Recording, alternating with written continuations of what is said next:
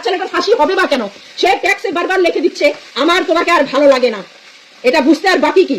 মানে তোমার মধ্যে আমার আর কোনো ফিলিংস নাই। বউ থাকা অবস্থায় তোরা এগুলি করবি, পরক্রিয়া করবি, পরপ্রেম করবি, সরল মানুষদেরকে ব্যবহার করবি সমাজে। কি অবস্থা! ইফতারে দেখেন, রোজা রাখছে, ইফতার পার্টি দিছে সমাজের ভালো 10 জন মানুষ। তোরা হাবিজাবি মানুষকে দাওয়াত দিবি কেন? এগুলি কি তোদের সম্মান বাড়ছে? বাঙালিদের সম্মান বাড়তেছে? তোরা যে কাউন্সিলিং, তোরা যে মেয়রকে যে নিয়ে গেছিস, ওই কালা মহিলাটা যেটা দাঁড়াইছে, ওই মহিলাটা নাকি বলছে পুলিশ কল করতে। বুঝছেন কত বড় লজ্জার ব্যাপার?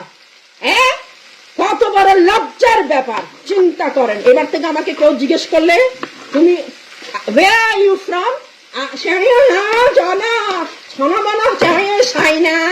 আমি এখন থেকে বলে দিব আমি চাইনার থেকে ভাই, আমি আর বাংলাদেশি বলবো না। বুঝছেন? এসব পরক্রিয়া যারা করে ওরা ভালো মানুষকে টার্গেট করে, ওদের জন্য কথা বলার, ওদের বাস বন্ধ রাখার জন্য। সরল মহিলারা তো এগুলি বুঝে না। বুঝছেন? এদেরকে এরা ইউজ করে সমাজে, ওদের জন্য হয়ে কথা বলার জন্য। ওদের পাপ যেন ঘুরে থাকে। বুঝছেন? এটা হয়েছে এখন আমাদের এখানে মন্ট্রিয়াল। মন্ট্রিয়ালের মধ্যে পরক্রিয়া বেড়ে গেছে। একজনের স্বামীর সাথে একজন, একজনের বউর সাথে একজন। আজকে এটারে প্রেম লাগে, কালকে ওইটারে প্রেম লাগে, সুলাসুলি করে, বদনাম করে। আমার মতন 10 জন যদি কথা বলে, আমরা হয়ে যাই সমাজের কি বিষ। মানে ওরা পরক্রিয়া করবে, আমরা উচিত কথা দেখাই দিলে ভাই আমরা দোষ। বুঝছেন? আমরা হয়ে যাই দোষ। বুঝছেন না ভাই? আমরা হয়ে যাই খারাপ সমাজে, আমরা খারাপ হয়ে যাই ভাই। বুঝছেন? অনেক মারা আছে বাচ্চাদের জন্য স্যাক্রিফাইস করে ফেলে। স্যাক্রিফাইস করতে কি লাগে? কি লাগে? কি লাগে? স্যাক্রিফাইস কর। আগের দিনে বাপ মারা স্যাক্রিফাইস করে নাই? করতো না? এখনো সমাজে ভালো ভালো মানুষরা স্যাক্রিফাইস করে ফেলে না? স্যালেন্ডার করে ফেলে না? সো একটু অপেক্ষা করতে হয়, সময় দিতে হয়। কতটুক যাবে? এই বেটাটা তার নিজের বউ বাচ্চা ফেলাই, আরেক বেডির সাথে সে নেপালের মধ্যে মজা মারতেছে। কয়দিন মারবে? এসব বেটা হয়েছে এক পানি খানেওয়ালা না, 10 জায়গায় মুখ মারেন নাওয়ালা। এসব বেডিরা এক জায়গায় পানি ফেলাইন না, 10 জায়গায় পানি ফেলাইন নিয়ে অটোমেটিক সে ঘুরে ফিরে তার বউর কাছে চলে আসতো। তার বাবা মা তার পাশে দাঁড়ানো উচিত ছিল। এখন কান্না করে করে লাভ কি? হয়তো সে বলেছে, মেয়েটা নিশ্চয়ই বলেছে ঘরের মধ্যে কি যাইতেছে, নিশ্চয় মা বাপ বলছে কোনো অসুবিধা নাই, তুমি সংসার করো, সংসার করো। কোথায় ওকে কাউন্সিলর কাছে নিয়ে যাবে, কোথায় ওকে একটু ট্রিটমেন্ট করাবে, ওর পাশে আসে থাকবে। ওকে একা ছেড়ে দিছে কেন একটা বাচ্চার সাথে? এই মেয়েটা নিজের ডিসিশন নিতে পারে নাই। তার কাছে তার একটা বাচ্চা ছিল, তার দুনিয়া হয়েছে তার বাচ্চা। স্বামী বউ এগুলি কেউ রক্তের নয়, জাস্ট এগুলি কি আমরা বিয়ে করি, শাদী করি, আমরা সংসার নিভাই, সংসার করি। এতটুক বাচ্চা, রক্তের বাচ্চা, রক্তের মা বাপ, রক্তের ভাই বোন, এগুলি হয়েছে আপন। বুঝছেন? কেন এখন সোশ্যাল মিডিয়া জুড়ে মানুষে ওই ছেলেটাকে দায়ী দিচ্ছে কেন?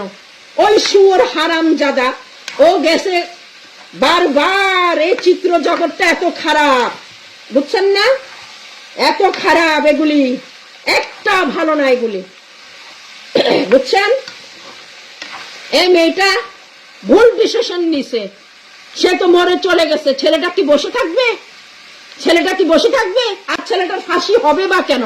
সে ট্যাক্সে বারবার লিখে দিচ্ছে আমার তোমাকে আর ভালো লাগে না। এটা বুঝতে আর বাকি কি? মানে তোমার মধ্যে আমার আর কোনো ফিলিংস নাই। ঠিক আছে? সে চলে গেছে অন্য একটা মহিলা নিয়ে নেপালে মজা মারতেছে। তার কাছে ভিক্ষা চাওয়ার কি দরকার? কিসের জন্য ভিক্ষা চাবে? সে শিক্ষিত মেয়ে, সুন্দর মেয়ে, একটা খুবই সুন্দর মেয়ে, শিক্ষিত। তোমার বাচ্চার দিকে তাকাই তুমি ধৈর্য ধরতা।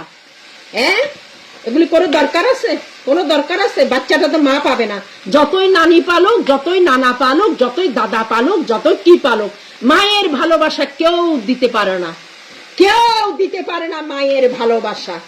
এই বাচ্চাটা, আহারে মায়া লাগে, তো মায়া লাগে, অনেক মায়া লাগে। সব মহিলারা ধৈর্য ধরতে পারে না। ভাইয়ারা, আমার বিয়ে হয়েছে 1995-এ। আজ পর্যন্ত আমি সংসার করতেছি। সংসারে কি টুকিটাকি ঝগড়া হয় নাই? সংসারে কি ভুল বুঝাবুঝি হয় না? সংসারে কি মারামারি হয় না? সংসারে কাটাকাটি হয় না? সংসারে আপ ডাউন হয় না?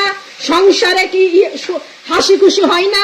একদিন অন্ধকার আসবে, একদিন ভালো দিন আসবে, একদিন খারাপ দিন যাবে।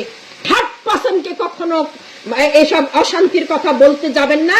থার্ড পার্সনরা আপনার প্রবলেম সলভ করতে পারবে না, বরঞ্চ আপনার ঘর আরো নষ্ট করবে। ধৈর্য থাকতে হবে।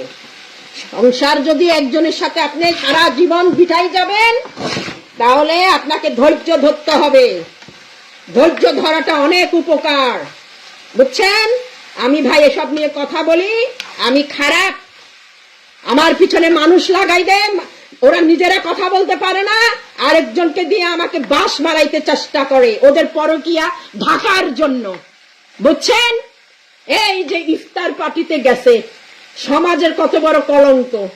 একজনকে তোরা গেস্ট বানিয়ে নিয়ে আসছস, ওখানে চুলাচুলি এই অবস্থা। পরে মহিলাটা বলতেছে পুলিশ কল করো, পুলিশ কল করো। এর চেয়ে লজ্জার কি আছে রে? মারি তোদের মতন সোসাইটিতে পরক্রিয়া করবে। অনেকে পরক্রিয়া করে এখানে, মানে বুঝতে দেয় না যে আমি পরক্রিয়া লিপ্ত। এগুলি হচ্ছে শিয়ানা পাবলিক।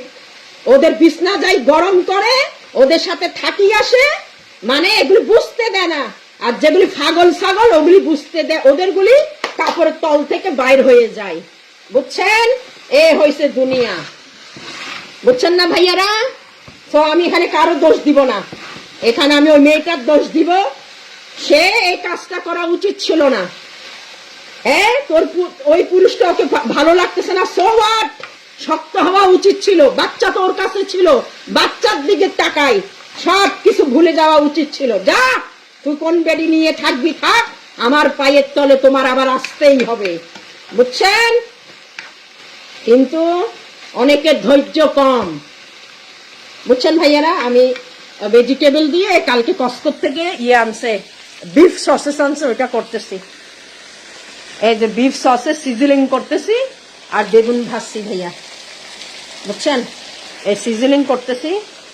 বলছি না, আমার জান বাইরে যাচ্ছে তেহারি খাওয়ার জন্য। মানে আমি গরু গোস্ত আছে আমার এখানে, ম্যাক্সি আছে, আছে কি সুপার সি আছে, পাকিস্তানি একটা দোকান আছে, আরব আছে, ওখানে গোস্ত আমি খাইতে পারি না। আমি পার্ক এক্সটেনশন দেশি মন্দিরের গোস্ত ফ্রেশ জবাই ফ্রেশ বিক্রি করা, ওখানের গোস্ত খাইতে খাইতে আমার মুখে আর কোনো গোস্তই ভালো লাগে না। তেহারি খাওয়ার জন্য আমার জান বের হয়ে যাচ্ছে। আমার স্বামী আসবে, যদি আগে আসে আরে, তারপর আমাকে নিয়ে যাবে, তারপরে গরু গোস্ত কিনবো আর আইব্রো করবো ভাইয়া, দেখেন, বুঝছেন? এই চলতেছে আরে ভাইয়ারা, এসবই হয়েছে। পরক্রিয়া ভালো না লাগতেই পারে, কোনো গ্যারান্টি নাই যে একটা স্বামী একটা স্ত্রীকে ভালোবাসতেছে, একটা স্ত্রী ভালো নাও লাগতে পারে। ওকে।